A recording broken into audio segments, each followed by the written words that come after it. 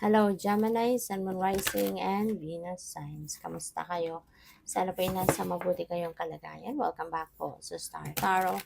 At kung bago kayo rito, welcome din po kayo. Please subscribe, like, share my videos, and leave me a comment kung naka-resonate po kayo. Thank you. So, tignan natin kung ano ang ganap for Gemini. First card po ninyo, release energy. So, this is a time for purging. This is time of releasing transformation energy, si release energy. Kaya meron ditong bagay, sitwasyon kayo na babaguhin, tatanggalin, ganyan, and babaguhin mo yung inyong sitwasyon. Meron din ditong pagtatapos, no? You're going to put an end to something dito. So whatever this is na nagpapahirap sa'yo, no? Kung ano man ito na medyo siguro it's just making your life harder sa ngayon, tapos kontrolado mo din naman ito. So, you're going to put an end to that. No? Yung parang ganon. So, yeah, you are going to change something in your life. You're going to change the course of your life. So, yeah, when you're releasing something, ibig sabihin dito, mas magiging ano ka na, mas mapayapa ang pakiramdam, you will be more peaceful, and you are going to make room, no, sa sarili mo for something new, or for a new circumstances, new experience, diba, to happen. So, Hermit, maybe you are dealing with a Virgo, or meron kang Virgo placement sa iyong chart, no? Kaya nag-show up siya. And or this could be an invitation para sa inyo, 'di ba? Na before you do something like this, o kayo tapusin ang isang sitwasyon, or bago ninyo baguhin, no? Or bago kayo take action towards change, pag-isipan niyo munang mabuti. Okay? Magmuni-muni kayo, magnilay-nilay, do some kind of introspection and reflection, 'di ba? So that you'd be able to figure out, 'di ba? Ma-examine ninyo yung sarili ninyo, at maisip ninyo kung ano talaga yung maganda ninyong gawin. What are the things that you need to release from your life? What are the things that you need to keep? What are the things that you need to do next? 'Di ba? Yung mga ganon. And kapag nasa ano din kayo nasa mode kayo o pag nilay-nilay, there will be a lot of self-discovery that's going to happen. Maraming madidiscover mo. Kasi during quietness, 'di ba?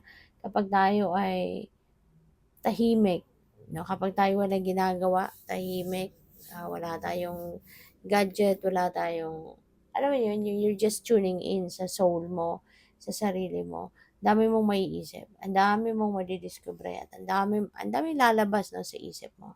Paring ganon. Kaya marami kang madidiscover sa ngayon.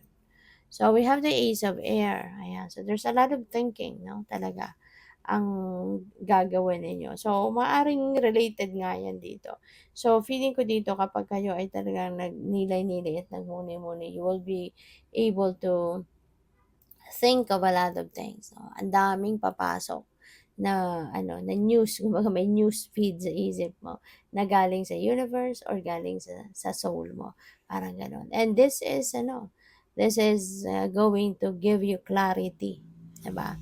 Magkakaroon na kayo ng clarity of thought, magkakaroon kayo ng clear direction, yung ganon. Kaya makakatulong talaga, no? Yung pag ninilay-nilay at pag-iisip-isip ninyo. Diba?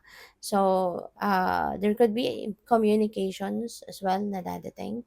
Maring meron ditong magpapadala sa iyo ng impormasyon, merong magkikwento sa iyo, merong magbibigay sa iyo ng merong magbabalita about something, yung mga ganun ba, no? So, tignan natin kung ano pa ang ganap. And by the way, maraming salamat for subscribing. And if you haven't subscribed yet, subscribe na kayo. And also, maraming salamat and for not skipping the ads. Malaking bagay po yan sa akin. And also, please click the join button sa baba ng video kung gusto po ninyo na mag-join kayo sa membership. Okay? Salamat po. So, we have novice. Ayan. So, siguro ang iba sa inyo rito, baka mag-aaral, no? Maybe you are going to learn something new. Maybe you're going to learn new skills.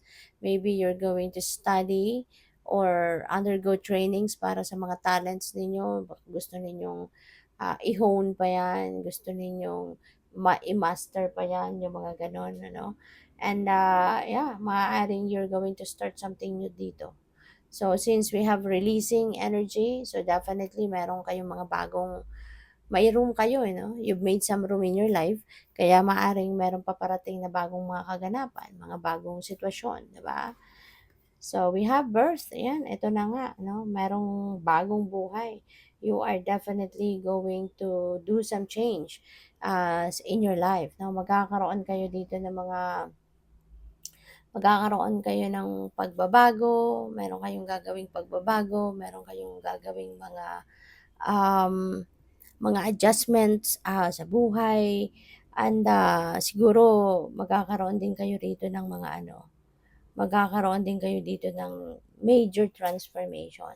Kumbaga, bibigyan mo ng bagong mukha, no, yung sarili ninyo or yung buhay ninyo, I mean. So, we have the serpent. Ayan. So, yeah, this is about knowledge din. So, feeling ko dito, Jamin, talaga mag-aaral kayo.